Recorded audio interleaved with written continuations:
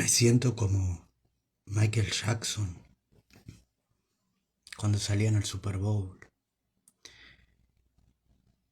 y se quedaba así callado, como 10 minutos, 15, y todo el mundo...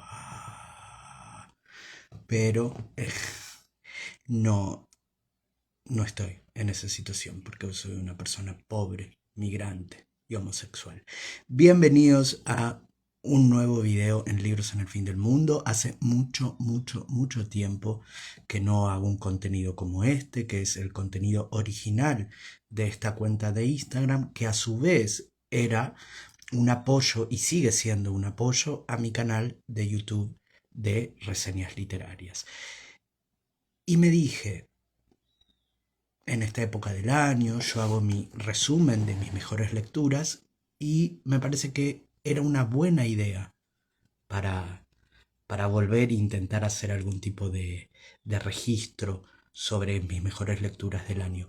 Fue un año, como todos ustedes saben, difícil. Yo me mudé a vivir a otro país, un país que no habla mi idioma. Entonces, el cansancio es atroz, porque no romanticemos las migraciones son súper difíciles y todo lo que creemos antes de venir que es maravilloso, cuando llegamos acá nos damos cuenta que es maravilloso, pero que tiene todo un costado que no sabemos, que no tenemos en cuenta. Hablar otro idioma todo el día cansa, chicos, cansa. Desde un rincón ahí cuando estás en tu país, decís, eh, qué experiencia nueva, ¿no? Llegar a un país, qué desafío llegar a un país y hablar el idioma y aprender a hablar el idioma, cansa, cansa. Y eso directamente afectó mis lecturas, ¿sí? Fue el año de que yo tenga memoria que menos libros leí en mi vida.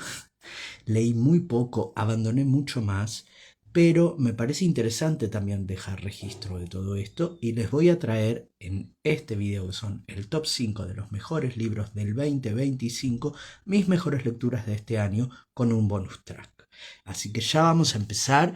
Me siento como el meme de Flavia Miller. Ay, chiche, ¿querés que me saque los lentes? Porque si no, no veo las propias anotaciones que yo hice. A punto de cumplir 41 años, no lo pueden creer. Bien, como les dije, estamos en mi top 5 de mejores lecturas del año, que a mí siempre me gusta hacerlo en esta época porque quien no sabe qué leer para las vacaciones o quien no sabe qué regalar para las fiestas, bueno, puede ayudar. En el puesto número 5 del top 5 de mis mejores lecturas de este 2025 tenemos a la autora cubana Elaine Vilar Madruga con su novela distópica El cielo de la selva. Yo llegué a este libro por la recomendación de mis libreros de confianza, de Jardines Ajenos Librería, una librería incipiente pero muy talentosa de mi ciudad natal, de Ushuaia. Una de las libreras y libreros me recomendó este libro. Yo lo vi en las redes y dije, opa, yo conocía a Elaine Vilar Madruga gracias a ese hermoso canal que es Eclipse de Letras, porque había hablado de La tiranía de las moscas, otra de las novelas de Elaine Vilar Madruga, y yo la tenía en el radar. Cosas que pasan, acabo empezando a leerla con otro libro que yo no conocía, cosa que me pareció maravillosa, porque a las personas que leemos mucho siempre nos dicen, ay, no sabemos qué te recomendar, no sabemos qué comprarte, porque vos leíste todo. No, no es así, es imposible leer todo en esta vida, queridos. Así que ustedes me manden cosas. Y así llegué al cielo de la selva y fue una de las novelas más arrasadoras que yo leí en mucho tiempo. En esta novela distópica lo que encontramos es una familia, principalmente de mujeres, que viven en una selva, ¿sí? O viven, digamos, a la orilla de una selva, en una casa, eh, y cada cierto periodo de tiempo, para poder seguir viviendo, tienen que hacerle una ofrenda a la selva. Y esas ofrendas son chiquitos y chiquitas para que la selva se los coma.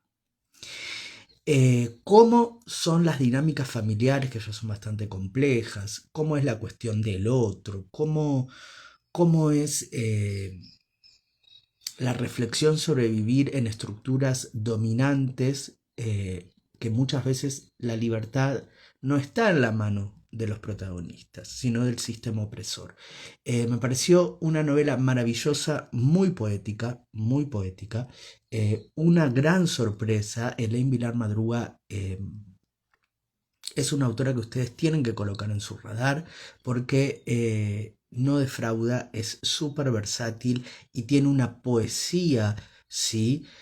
Mezcla de bolero con desgracia, con tierra, con agua, con mar, maravillosa. Así que le mando un besito de nuevo a mis amigos de Jardines Ajenos que me hicieron llegar a este libro maravilloso, y un abrazo también a Elaine Vilar Madruga, que para mí es un orgullo que ella escriba en nuestra lengua.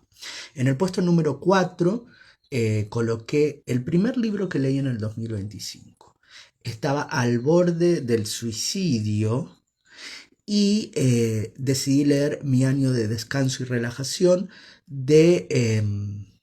ay, es que cuando tenés un cerebro trilingüe, eh, ¿cómo es esta mierda?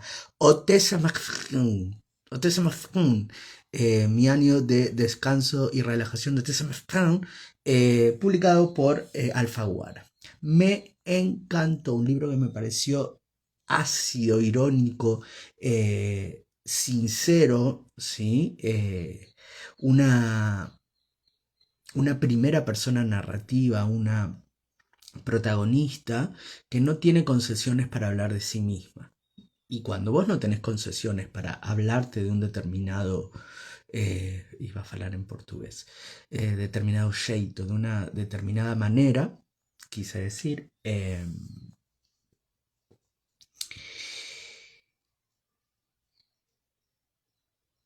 muy difícil hablarse a sí mismo en esa tesitura, y, y ella lo logra sin concesiones, ¿sí? Entonces te invita a tratarte así sin concesiones, porque a ver, una ley que yo tengo en esta vida es que si vos te haces mierda en autocrítica y evolucionás y te repreguntás la vida, ¿por qué después no vas a poder criticar a alguien? Entonces, esta voz, ¿sí?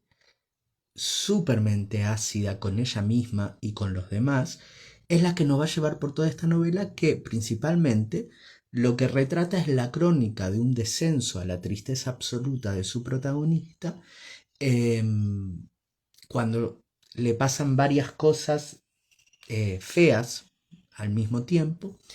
Y para combatir eso en absoluta pasividad, lo que ella decide es dormir durante un año. Entonces esta es la crónica de todo lo que ella hace para vivir durmiendo. Eh, Ella no quiere morir, ella no se quiere suicidar, ella quiere vivir apagada, ¿sí? Que muchas veces estas distimias, estas depresiones, este tipo de estados se confunden o acreditamos que... Acreditamos. Creemos que va de la mano. Entonces, y no es así. Muchas veces ustedes no sintieron que querían parar el mundo, y como el mundo no para, pararon ustedes. Exactamente de esto trata este libro, me pareció una joya, una joya. Así que pónganlo también en su lista. En el puesto número 3, en el puesto número 3 tenemos a mi autora preferida, que se llama Joyce Carol Oates, como todos ustedes saben, y una novela editada en este año. Este año se editaron dos novelas, en realidad tres, con la reedición de Agua Negra, en español, de Joyce Carol Oates, una de las autoras más prolíferas de Estados Unidos, con casi 150 obras entre novelas, cuentos, antologías, ensayos, obras de teatro, etcétera, etcétera. Al español tenemos, yo diría, un 10%, 15%, un 20, un 25% para ser generoso, de su obra traducida al español. Entonces, cada vez que se traduce un libro de ella, y en este caso de Carnicero, que es el libro con el que yo voy a hablar y coloqué en el puesto número 3 de este top 5, con Carnicero pasó una cosa maravillosa que es que estamos hablando de un libro que se tradujo casi en simultáneo, no demoró mucho la edición en español. Y este año también se reeditó Agua Negra y se editó su nueva novela, que no sé si es nueva novela, debería verificar, que es Falsa, que me los guardo para momentos, pero este no, este por su historia lo quise leer en el acto. Carnicero cuenta la historia, porque obviamente está basado en sucesos reales, eh, aunque obviamente se cambian nombres, algunos se mantienen, pero estamos ante la crónica, ¿sí? De un psiquiatra, ¿sí? Que trataba a las mujeres en el siglo XVIII, siglo XIX. Sé que hay mucha diferencia entre siglo XVIII y siglo XIX, pero realmente no me acuerdo en qué siglo es. Chicos, ¿XX? Seguro que no. Entonces cuesta la historia de este psiquiatra de mujeres, ¿sí? Que se dedicaba a estudiar la salud mental de las mujeres en esa época, atrasadísimo, todo machista, y él hizo sufrir a muchas mujeres. Entonces esta novela lo que nos va a narrar, y no quiero hablar mucho porque tienen una reseña que yo hice en el acto sobre este libro en mi canal de YouTube, pero lo que a mí me asombró de esta novela, obviamente primero son los sucesos que cuenta, lo que más me sorprendió es el manejo de las voces que tiene Joyce Carol Oates en esta novela, porque toda la novela es un diario, ¿sí? De un hijo intentando entender un padre, ¿sí? Y para eso pega, toma algunas de las anotaciones de su padre, ¿sí? Entre la voz de su hijo, la voz propia en los diarios y una voz al final que te va a romper el alma, eh, completamos esta historia sobre la violencia hacia las mujeres escondida de salud. Me encantó. Chicos, todavía ustedes no leyeron a Joyce Carol Oates. No pueden no hacer eso. No pueden no hacer eso porque es una de las mejores escritoras que tenemos en este mundo. Tanto así que el puesto número 2 de mi ranking de los 5 mejores libros de este 2005 que leí. 2005, chicos, ¿cómo viajé? 2025. Sí, ayer me hubiese gustado a mí estar en el 2005, imaginen, sin tener que pasar con estas cosas de ser puto, de ser viejo, porque viste que cuando superás los 40, morís para la comunidad LGBT, de mi comunidad LGBT. Ahí, ¿ven? Ahí. Bueno, cumplís 40 y morís para la comunidad LGBT, o bueno, ya estabas muerto hace bastante tiempo. Entonces, bueno, tanto importa. Eh, pero como les decía, tanto así me gustó el libro Carnicero de Joyce Carol Oates y la amo y refuerza mi amor porque es mi escritora preferida, que automáticamente tomé otro libro de ella para leer, que como les dije es el segundo puesto de este top, que se llama Mamá. Sí, Mamá de Joyce Carol Oates. Es un libro que yo tenía muchos problemas para leer porque me enteré que existía este libro y me lo compré muy poco tiempo antes de que mi mamá muriera. Y con la intención justamente, de antes de que se me vaya, terminar de entender un poco mi relación con ella y sobre todo su relación conmigo. Entonces, siempre fui evitando historia, ¿sí? Eh, donde vamos a ver la tensa relación, pero maravillosa y muy afectuosa a su manera, de una hija con su madre, tanto cuando su madre está viva como cuando su madre está muerta, que es lo que acabo de decir. Eh, la vida de su madre y la muerte de su madre la llevan a diferentes situaciones de reflexión, donde lo que más me gustó de este libro es que al principio los personajes parecen, no diría es inocentes, pero inofensivos. Esa es la palabra, inofensivos. Y a medida que la novela va avanzando, vemos que son personajes que comienzan a tomar un volumen, un cuerpo, una versatilidad, que yo me quedé perplejo. Me quedé absolutamente perplejo. No cuenta ni más ni menos que la historia de una mujer con el duelo de su madre a cuestas. Y me acuerdo de una frase que decía Paul Auster, que es en ese gran libro que es La invención de la soledad. Paul Auster decía que cuando nuestros padres mueren, porque todos los libros son para pasar el tiempo, pero me apropio de una clasificación que yo no hice, que son libros, digamos, pasatistas. No hay literatura menor, sino hay literatura para cada momento. Y ese era un libro pasatista para mí, que vos lo ibas a leer en la pileta, ¿viste? Y la verdad, me encontré con un libro pasatista, súper entretenido, pero con una calidad que me asombró. Una calidad que me asombró.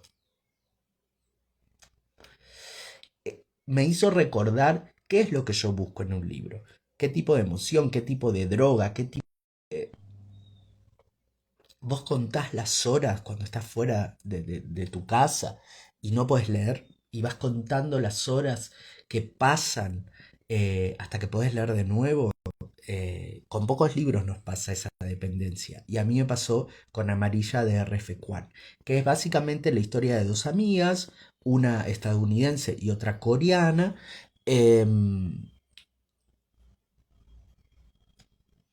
o china, asiática era, pero no era ni japonesa, eh, la amistad entre esta estadounidense y esta asiática. Lo digo con todo el amor del mundo. Em, la escritora asiática es la nueva sensación de la literatura en el panorama actual de ese libro. Las dos estudiaron juntas. Lo único que las diferencia es que la escritora coreana tiene éxito y la estadounidense no. Eh, con pocas pinceladas, ella, la autora, nos, nos presenta este triángulo entre estas dos amigas escritoras, que se completa con la envidia y la competencia.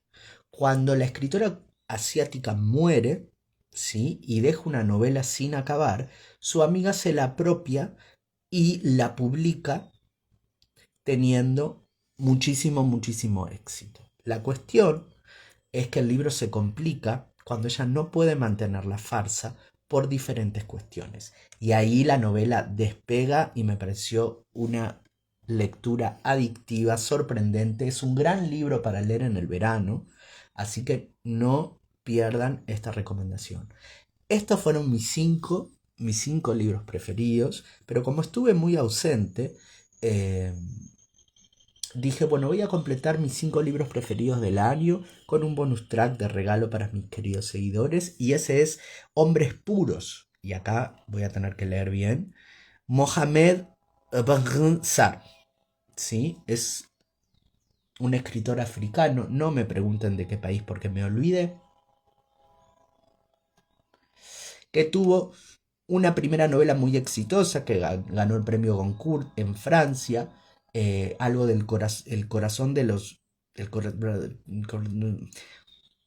busquen, busquen porque no me acuerdo. Ganó el premio Goncourt y con esta segunda novela que se llama Hombres Puros nos sigue ampliando su universo literario, ¿sí? Donde él se dedica a básicamente con muchas herramientas, muchos recursos, seguir testimoniando la diáspora racista que existe en el mundo.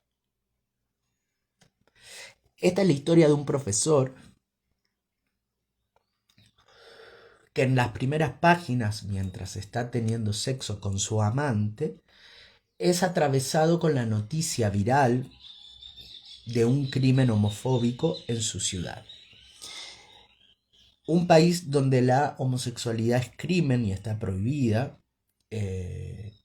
vemos cómo se produce un asesinato por homofobia.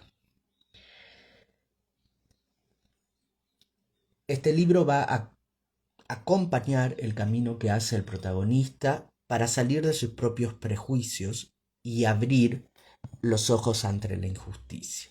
Un hombre absolutamente heterosexual, machista, representante del patriarcado, comienza, gracias a la fuerza, ¿sí? Porque detrás de los homosexuales y detrás de los homosexuales muertos por diferentes injusticias en el mundo, antes, hoy y siempre, hay personas, ¿sí? Entonces, cuando este protagonista comienza a rearmar el universo de este hombre que murió, ¿sí? A manos de la violencia, toda su vida, toda su mente comienza a cambiar. Me pareció una obra maravillosa que no quería dejar de compartir con ustedes. Espero,